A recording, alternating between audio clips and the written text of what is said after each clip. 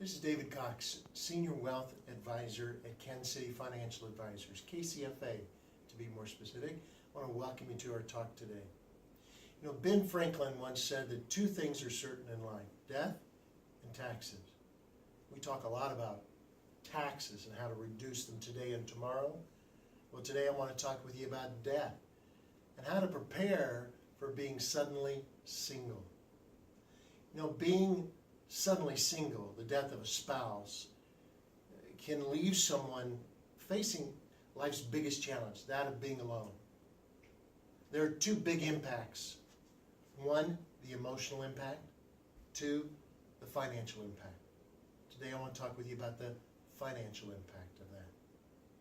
I don't have time today to squeeze in a bunch of illustrations. I want to cut right to the chase and hit with some very specific kind of a to-do list for you, a practical way to prepare for being suddenly single. I'll give you 7 tips on how to go about that. The first one is take an active role in managing or planning your future finances.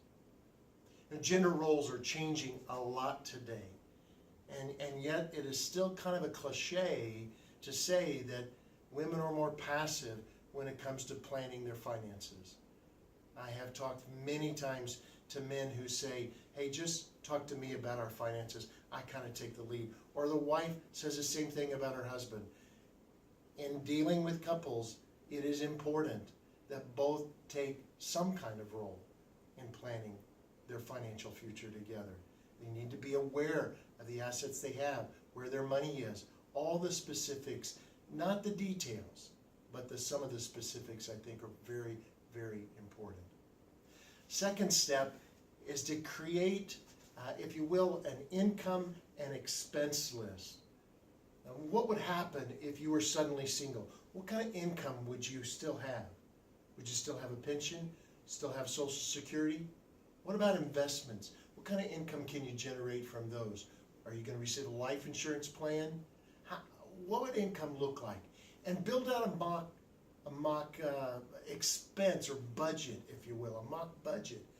Your expenses, if you were to lose a spouse, are going to go down, but they're not going to go down by 50%.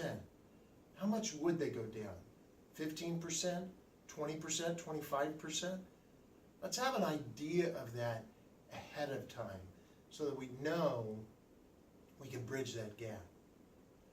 Third key is to review your Social Security claiming options. If your spouse were to pass and you haven't started Social Security, when is the earliest that you can make a claim on that for benefits associated with that? Well, it's age 60. But what if both of you have started Social Security? Well, the surviving spouse moves to the larger of the two benefits and the smaller benefit goes away. Well, we've got to replace some of that income, but at least you know you've got that larger benefit coming your way. I'll give you a fourth key tip, and this one's very, very important. Always have on hand an emergency fund. 3 to 6 months of living expenses that you can get your hands on really quick. That's important regardless of your situation. It's vital if you're suddenly single, because then you have a cushion.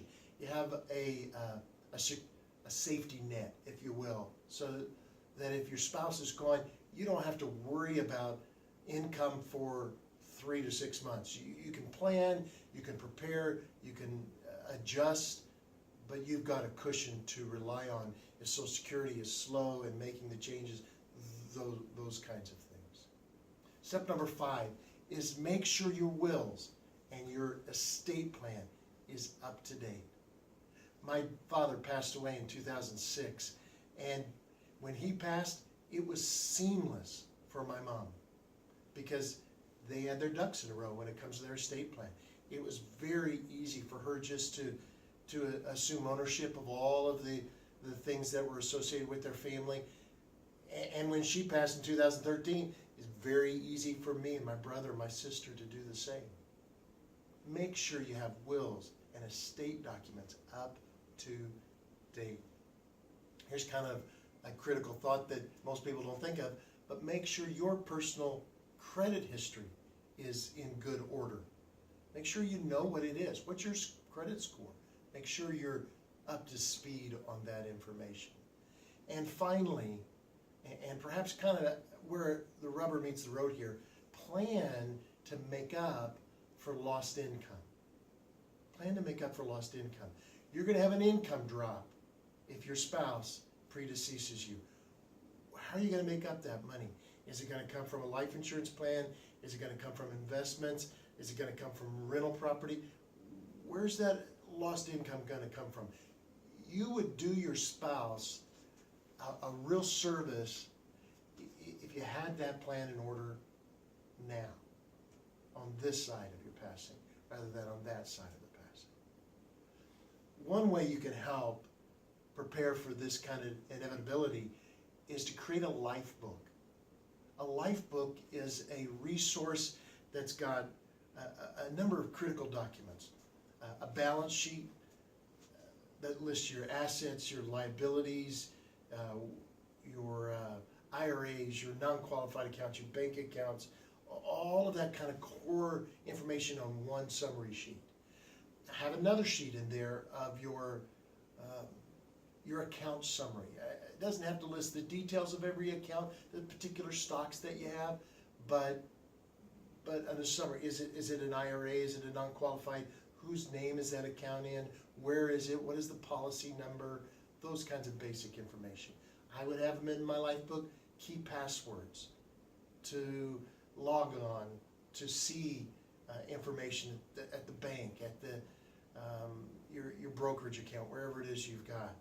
I would also have basic information on wills. I would have a list of contacts, who to contact if something were to happen to you. That's the kind of information you put in a life book that would be really, really helpful for a surviving spouse. A couple other little tips and then we're done.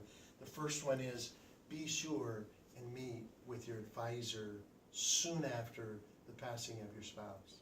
Because here's two things you need to do. You need to determine what you need to do immediately and what can wait. What do you need to do immediately? Well, you need to contact Social Security, you need to contact the bank, you need to contact bills, you need to contact credit cards, you need to do all those kinds of, health insurance companies. If you've got Medicare, all of those kinds of basic things need to be done in the first week or two. But some things can wait. All the questions of, gosh, am I going to stay in this house? Should I move? What investments do I have? Should I reallocate? All that stuff can delay for a little bit so that you can grieve the death of someone that you love.